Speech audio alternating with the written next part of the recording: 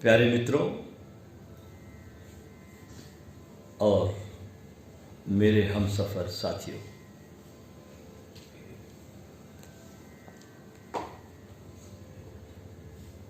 गुरु से मोहब्बत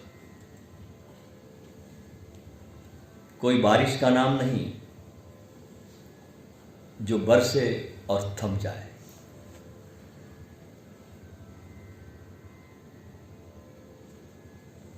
गुरु से मोहब्बत सूरज भी नहीं जो चमके और डूब जाए। गुरु से मोहब्बत है नाम सांसों का।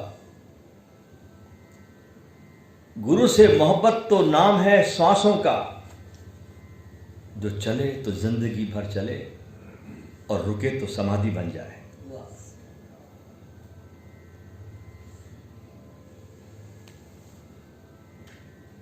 परमात्मा ने हमारे शरीर को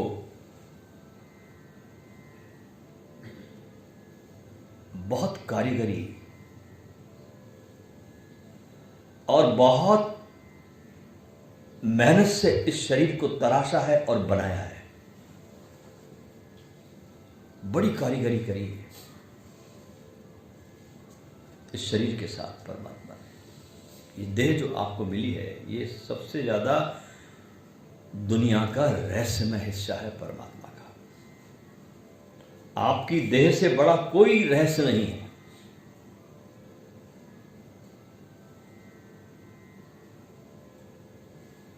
आंखों से नीचे वाले जो भी हिस्से हैं आपके, सब संसार में यात्रा करने के लिए बनाए।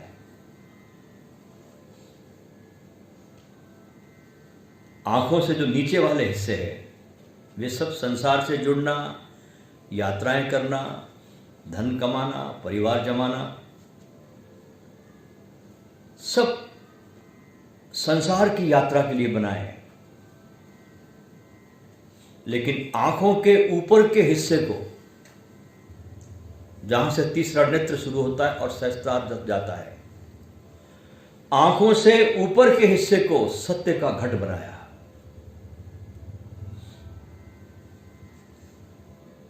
घड़े को उल्टा करके रखो तो वो हमारे सिर की तरह लगता है। लगता ना, घड़े को उल्टा करके रखो तो सिर लगता है हमारा। और सारे ब्रह्मांड के रहस्य, सारी कायनात के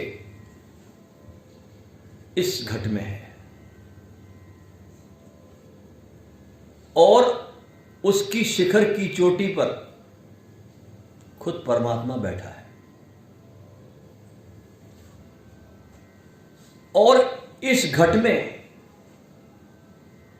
इंसान के लिए रास्ता भी बना दिया कि ऐसे ऐसे चलकर मेरे पास आया जाता है। रास्ता भी है। सत्य की घट ऊपर के शिखर पर जाने का रास्ता भी है, बनाया है। सारे दुनिया के संत ये बात कहते हैं कि ये शरीर का रहस्यमय बनाना, शिखर पर खुद का निवास करना और रास्ता बनाना मिलने के लिए भी परमात्मा की इससे बड़ी दया कोई नहीं हो सकती। लेकिन इसके लिए गुरु की कृपा का होना बहुत जरूरी है।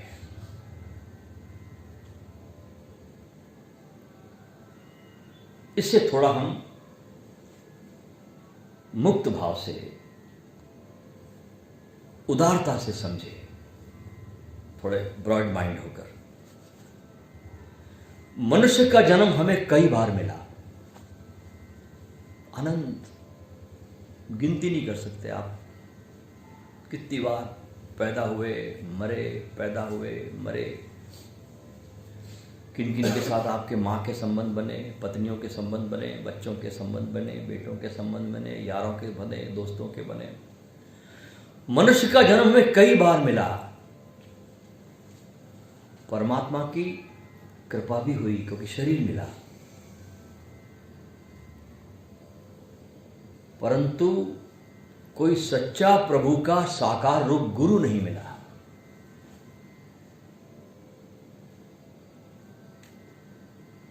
तो परमात्मा की कृपाएं निष्फल चली गई। साधन तो उपलब्ध थे, साधना बताने वाला कौन?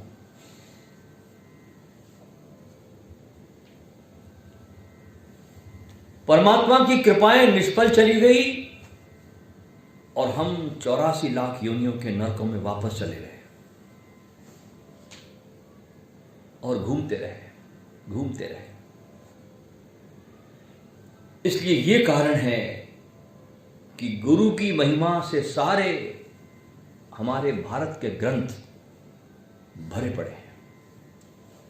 कोई भी ग्रंथ उठा लीजिए आप, गुरु की वंदना से शुरू होता है। कोई भी उपनिषद उठा लीजिए आप, कोई वेद का पन्ना ले लीजिए आप, गीता ले लीजिए आप, क्या कृष्ण ने महिमा गाई है गुरु की। स्वयं उनके जीवन में गुरु थे 2, राम के भी जीवन में गुरु थे।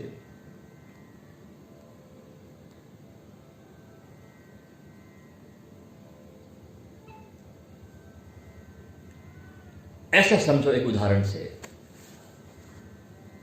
कि आप जहां बैठे हैं उसके नीचे पानी है। पाताल में पानी है, कुआं खोदते तो पानी निकलता ना। आप जहां भी बैठे हैं वहां पर पानी है, लेकिन ये पानी आपकी प्यास नहीं मिटा सकता क्योंकि नीचे पड़ा है। पानी तो है लेकिन ये आपकी प्यास नहीं मिटा सकता,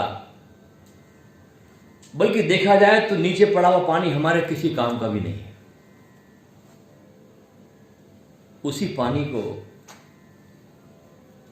जब ऊपर लाया जाता है जमीन से, मेहनत की जाती है, मोटर लगाई जाती है, इलेक्ट्रिक कनेक्शन लगाया जाता है, या कोई कुएं की खुदाई की जाती है, तो पानी ऊपर आता है और हमारी प्यास मिटाता है, खेत खलियान को भी सींचता है। यही कार्य गुरु का है कि हमारे भीतर जो भी खजाने हैं उसकी चाबी हमें देता है। इसलिए कबीर जी कहते हैं, गोविंद से है गुरु बड़ा। कबीर कहते हैं कि गोविंद से है गुरु बड़ा, मन में कर तू विचार। हर सिमरे 100 वार है, गुरु सिमरे 100 पार।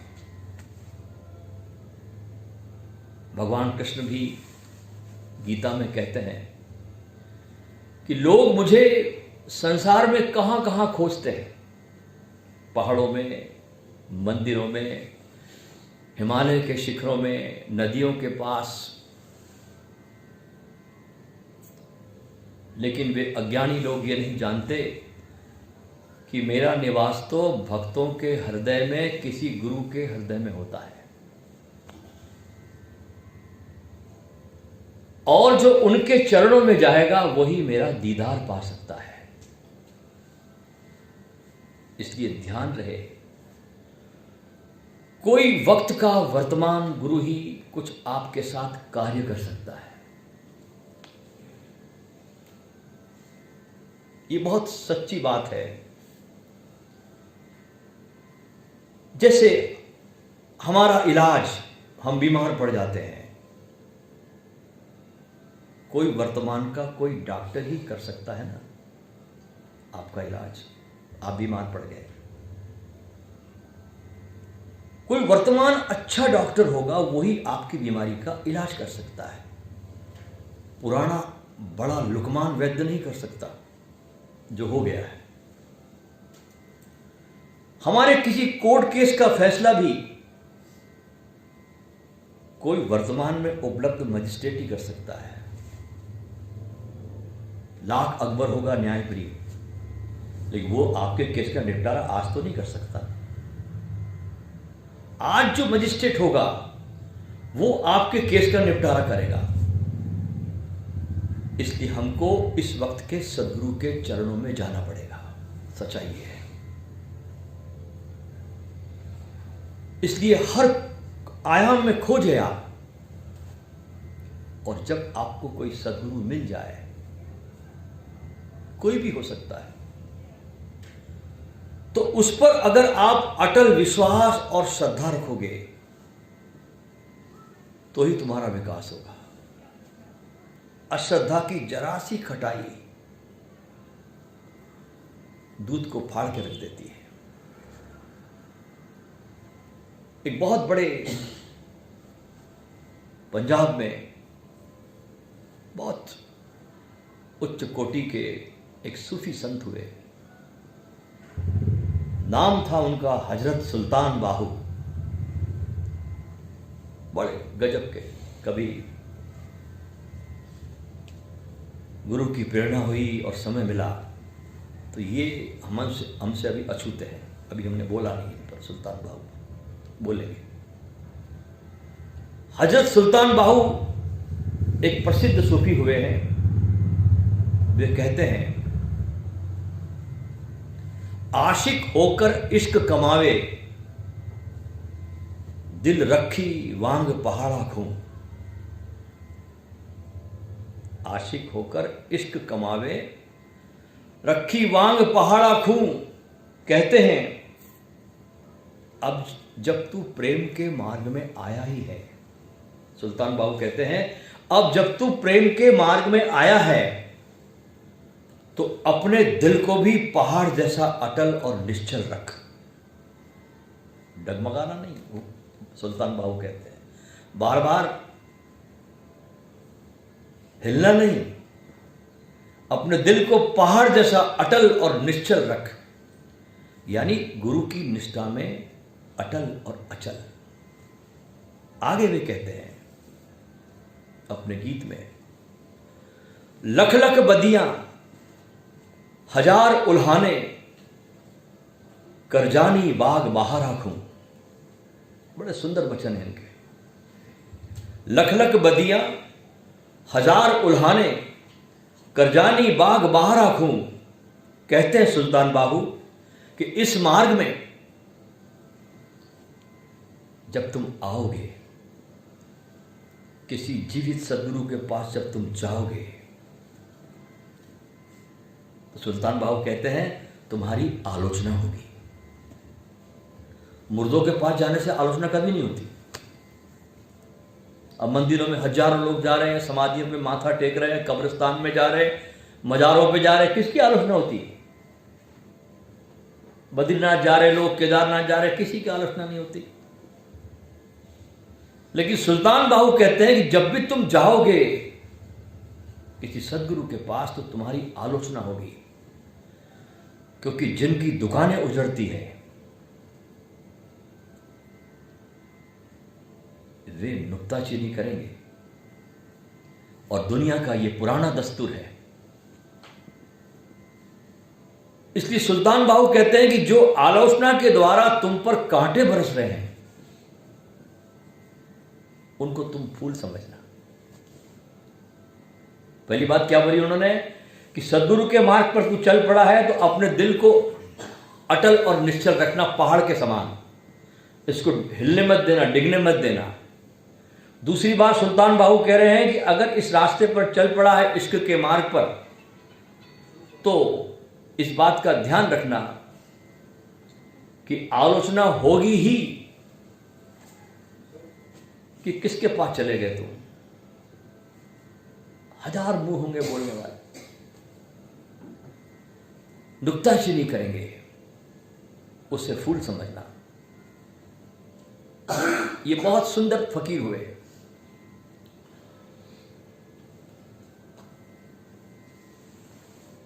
प्रेम का पहला पाठ, इश्क का पहला पाठ गुरु के पास पढ़ना चाहिए। दुनिया में हम देखते हैं कि सब स्वयं भगवान राम के गुरु वशिष्ठ थे, कृष्ण के गुरु सांदीपनी और बाद में गर्ग ऋषि थे। कृष्ण की प्यास का तो कुछ कहा ही नहीं जा सकता, जिसको हम पूर्ण अवतार कहते हैं, जिनमें 16 कलाएं थी, वे भी गुरु को धारण करते हैं।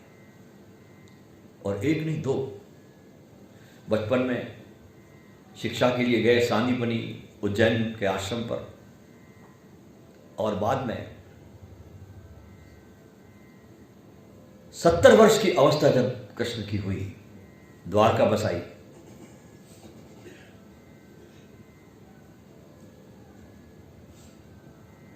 तो मौन में जाने का भाव पैदा हुआ।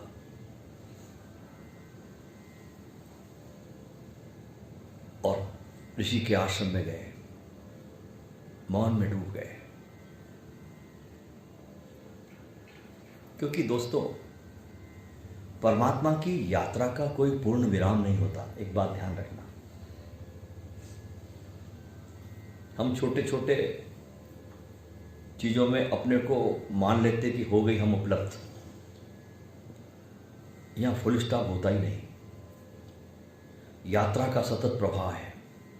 This is the journey which begins but never ends. यात्रा शुरू तो होती है, लेकिन इसका अंत नहीं होता। यही इसकी ब्यूटी है, यही इसकी सुंदरता है कि साधक मिटता चला जाता, मिटता चला जाता, मिटता चला जाता। इसलिए एक अच्छी कोटि का सदगुरु, वो गुरु नहीं होता, वो सदा एक उच्चतम शिष्य बना रहता है, सदा सीखता हुआ, सदा खुला हुआ, सदा अपने को और अनुभवों के लिए उपलब्ध करता हुआ।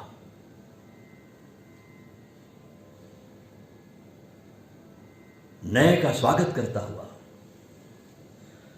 जैसे सांप अपनी केंचुली को छोड़ता चला जाता है, ऐसे अपने को छोड़ता हुआ, वही सदगुरु होता है। हम जरा जरा सी बातों को सुनकर पढ़ करके हम सोच लेते कि बस आ गया मुकाम, और यात्रा को स्थगित कर देते, रोक देते और सड़ जाते हैं।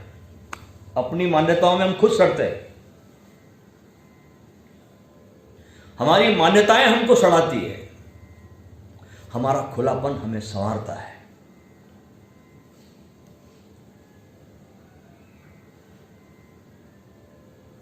गुरु संस्कृत का शब्द है जिसका अर्थ है अंधेरे में प्रकाश। राजा जनक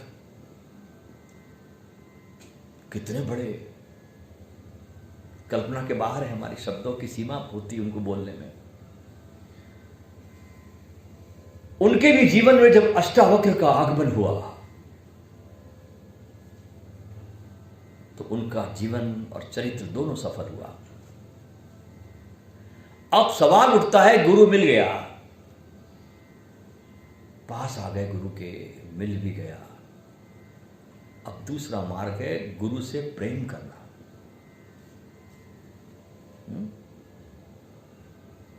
आना काफी थोड़ी होता है। गुरु से प्रीत कैसे करें, मोहब्बत कैसे करें, वो इश्क का जज्बा गुरु के लिए कैसे हम पैदा करें। जज्बा, छोटा मोटा प्रेम नहीं होता इसमें, ध्यान रखना। छोटा मोटा प्रेम तुम्हारे पत्नी के साथ होता है, छोटा मोटा प्रेम तुम्हारे बच्चों के साथ होता है, छोटा मोटा प्रेम तुम्हारे यारों दोस्तों के साथ होता है, छोटा मोटा प्रेम तुम्हारे मामा मामी काके काकियों के साथ होता है, ध्यान रखना। जिसको सूफी लोग मुहाबाह प्रेम कहते हैं, उनका शब्द है मुहाबाह। वो साधारण सा प्रेम है, काम चलाओ, जिससे तुम्हारा समाज, तुम्हारा घर सब चलता है। ये प्रेम का उपयोग परमात्मा के रास्ते पर नहीं होता, वहां जज्बा चाहिए।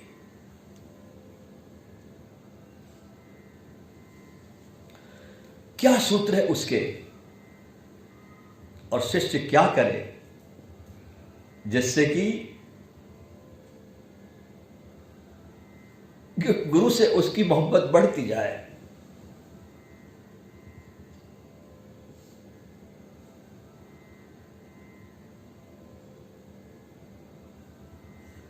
उसका पहला सूत्र मैं आपको बता रहा हूं।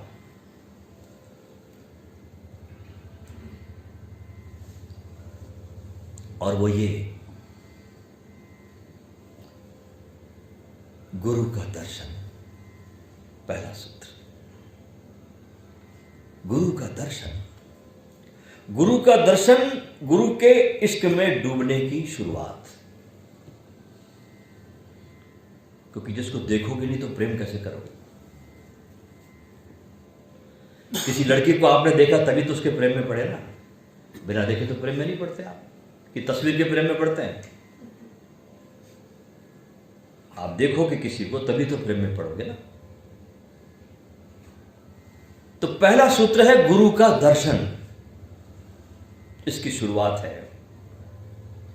और दर्शन सिर्फ आंखों के द्वारा ही दर्शन नहीं होता। कई कई बार तो हम सदगुरु के सामने बैठे हुए भी होते हैं, हमारी आंखें भी खुली हुई होती हैं, लेकिन मन पर संसार का कोई बोझ होता है। बैठे हैं, आंखें भी खुली है, लेकिन तुम्हारे मन पर संसार का बोझ है। तो हमको फिर गुरु के दर्शन का कोई पता नहीं चलता।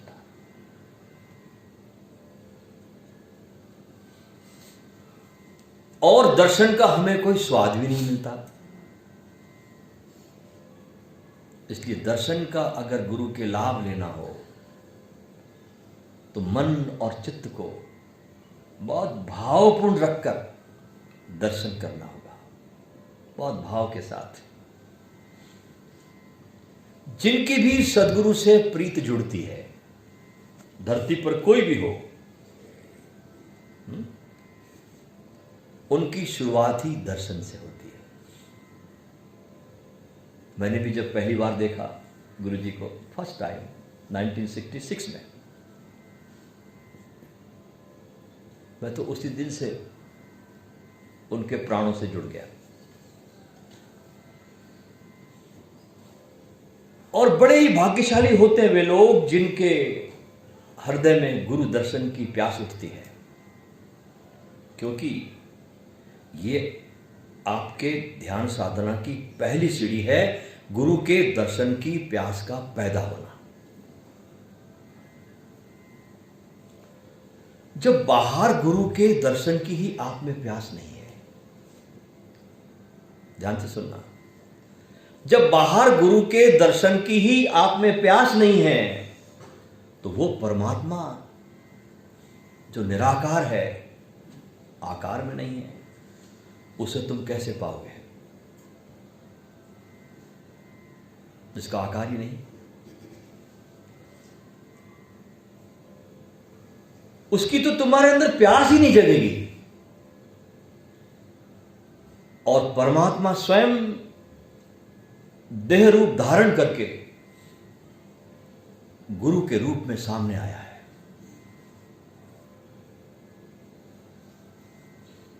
कबीर ने भी कहा है अपने गीतों में, गुरु का दर्शन रोज करो, कबीर कहते हैं। कबीर रामानंद के शिष्य थे। उस समय जैसे आज के जगत में ओशो है, ऐसे उस समय रामानंद थे। बहुत सुंदरतम शिष्यों को जन्म दिया रामानंद ने, कमाल कर दिया।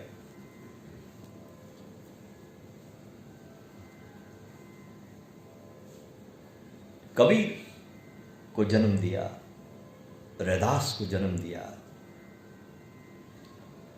कबीर ने कहा कि गुरु के दर्शन रोज करो, नहीं संभव है तो महीने में एक बार करो, 1 महीने में संभव नहीं तो 3 महीने में एक बार करो, 3 महीने में भी तुम्हारे से संभव नहीं है तो 6 महीने में एक बार करो। और 12 महीने गुजर जाए और तुमको गुरु का ख्याल ना आए, तो तुम जो अपने को सन्यासी और सत्संगी और धार्मिक कहते हो, वो कितना बड़ा झूठ है। तुमको याद नहीं आती, तुम्हारे अंदर प्यास नहीं उठती और तुम अपने को सन्यासी कहते हो। इससे बड़ा झूठ और क्या हो सकता है।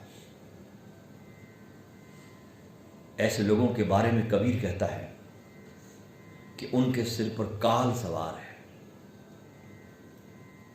इसलिए गुरु की तरफ उनका ध्यान ही नहीं जाता। वे संसार में ऐसे पागल हो जाते हैं और दुखों में ऐसे लील हो जाते हैं। मछली की बदबू पे रहते रहते मछली की बदबू ही उनको अच्छी लगती है।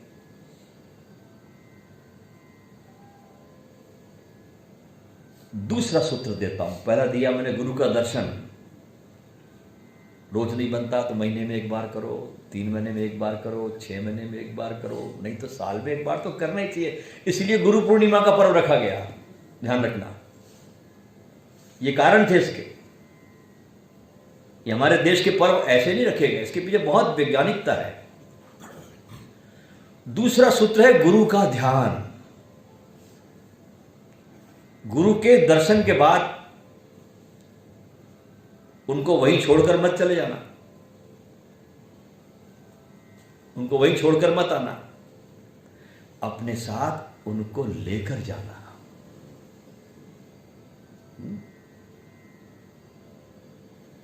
अपने साथ उनको लेकर जाना। और जब भी समय मिले, संसार की आपाधापी से जब भी समय मिले, आंख बंद करके गुरु का ध्यान करना। जिसका हम ध्यान करते हैं वैसे होने लगते हैं, ये ध्यान रखना। महावीर कहते हैं जिसको पाना हो उसको देखना शुरू करो। महावीर का सूत्र है, जिसको हम पाना चाहते हैं संसार में उसको देखना शुरू करना चाहिए, और देखने के बाद उसको भीतर धारण करना चाहिए।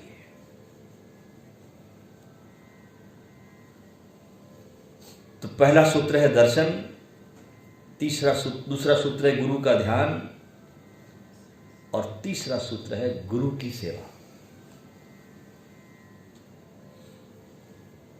ये थोड़ा कठिन है, ये थोड़ा कठिन है, क्योंकि आदमी धन दे सकता है, सब कर सकता है, लेकिन सेवा बहुत कठिन है। इसलिए आजकल के ज़माने में बच्चे माँ बाप को ओल्ड एज होम में डाल देते हैं सेवा से बचने के लिए। ये सेवा से बचने का एक उपाय और कुछ नहीं है कि वे सेवा नहीं कर सकते, पैसा दे सकते तुम्हारा। ये बड़ा कठिन है।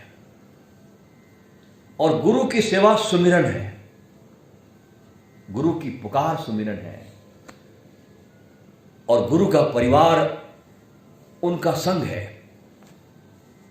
इस संघ में कुछ सेवा का आप अनूठा कार्य करो, जो भी आप कर सकते हो, अनूठा, किसी की कॉपी नहीं। सोचो कि मैं क्या सेवा कर सकती हूं, मैं क्या कर सकता हूं गुरु के काम में।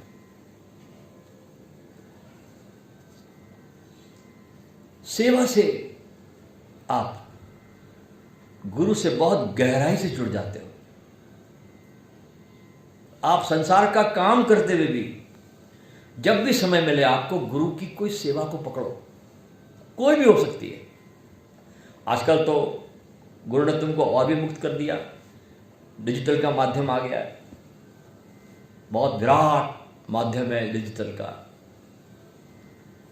इन माध्यमों का प्रयोग कीजिए, गुरु के कार्य को आग की तरह फैलाइए, क्योंकि मैं समझता हूं कि धरती को बहुत आवश्यकता है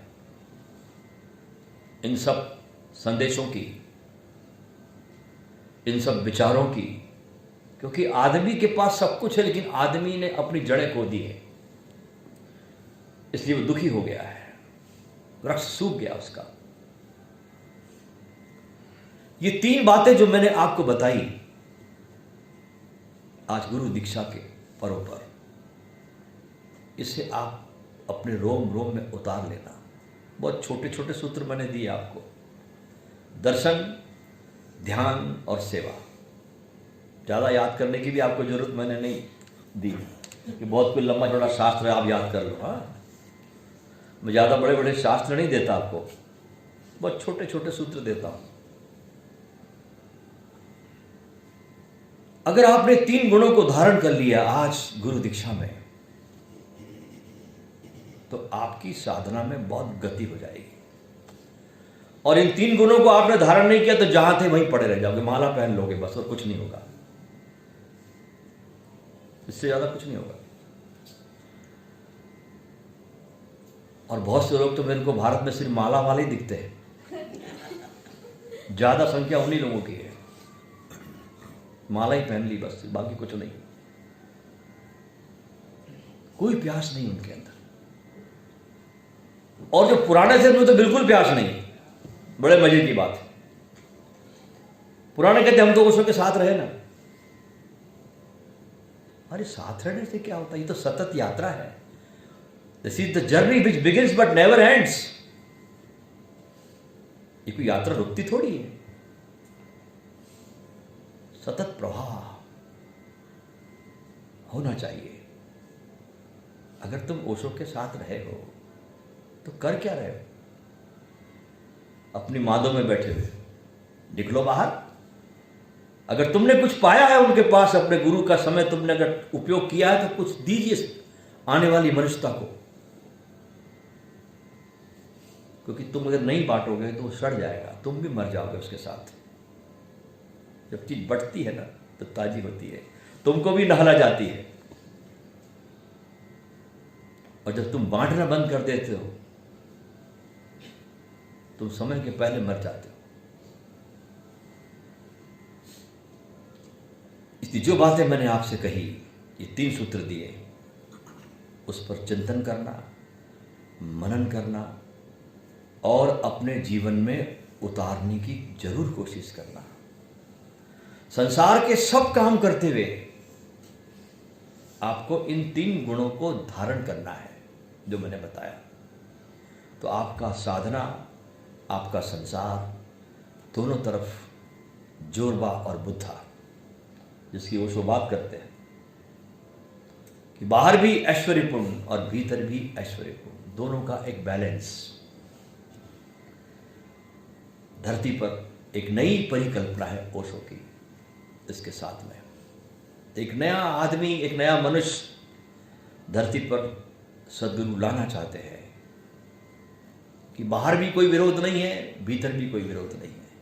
बाहर भीतर दोनों का एक सामंजस्य, एक ऐसा तार छेड़ना चाहते हैं कि जो तार न तो ज्यादा कसा हो और न तार वो ढीला भी हो।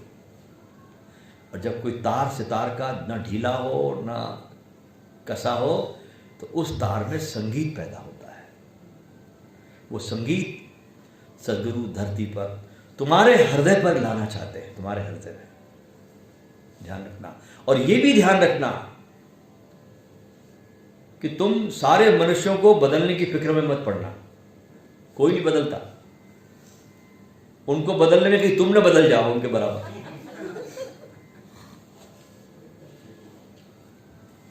कुछ लोग बदलते हैं बस, समाज नहीं बदलता, कभी कभी नहीं बदला, आज तक नहीं बदला।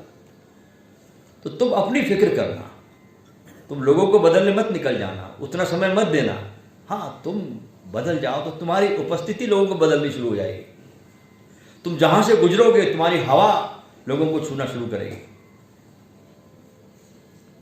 इसलिए हमारे वेदों में सूत्र आया, आत्म मोक्षार्थ जगत हिताय। पहले चरण पे आत्म मोक्षार्थ लिखा उन्होंने कि पहले अपने को विकसित करो, फिर तुमसे जो भी कुछ होगा वो जगत के भले के लिए होगा।